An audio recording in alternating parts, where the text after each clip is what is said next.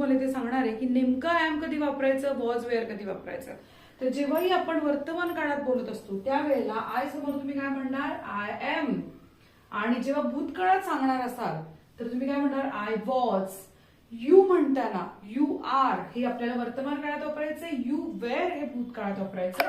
आता ही शी इट हे काय आहे, ही शी इट हे कोणते पुरुषासाठी, बाईसाठी, वस्तूसाठी आपण वापरतो तेव्हा ही इज म्हणायचं वर्तमान काळात आणि ही वॉज म्हणायचं भूतकाळामध्ये. पण जेव्हा आपण वी म्हणतो, वी समोर वर्तमान काळात आर म्हणायचं आणि वेअर हे आपण भूतकाळासाठी वापरणार आहोत. कायम वी वेअर आणि वी आर.